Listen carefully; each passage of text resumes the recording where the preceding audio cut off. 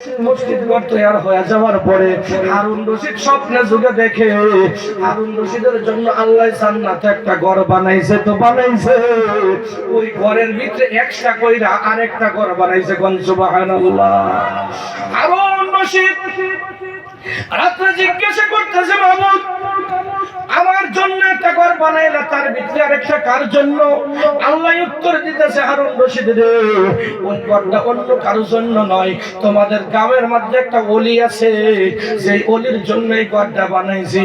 আল্লাহকে জিজ্ঞাসা করেছে, আল্লাহ ওলিটাকে? আল্লাহ উত্তর দিয়ে দিয়েছে, হারুন রশিদ রে, ওই গ্রামের মধ্যে একজন ঠেলাওয়ালা, তাকে জিজ্ঞাসা করো কিভাবে ওলি হয়ে গেল।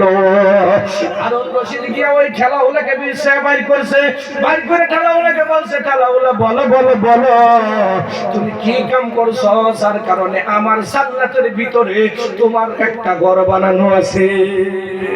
এই ঠেলাওয়ালা বলতেছে, বাদশা গো, আমি অন্য কোনো কাম করছি না, আপনি যে মসজিদ বানাইছো, আপনি তো ঘোষণা করেছিলেন যদি কেউ কিচ্ছু না দেয়, কিন্তু আপনি যেখানে ইটা রাখছিলেন ওই ইটার ভিতরে রাত্রে চোখে চোখে আমি দুইটা ইট ডুবাইয়া দিছিলাম, এতটুকু করেছি। বাচ্চা হারুন রশিদ কয়, আল্লাহ এই চোখে চাবি দুইটা ইটা দান করার কারণে আল্লাহ তোমাকে ওলির দপ্তরে নাম লাগাইয়া আমার জান্নাতের ভিতরে তোমার জন্য ঘর বানাইয়া রাখছি।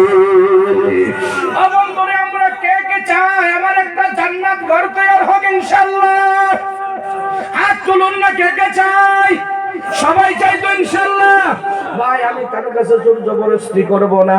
বন্ধুরে আমার যেহেতু আলোচনা শেষ করা লাগতেছে, 11টায় জলসা শেষ করা লাগবে।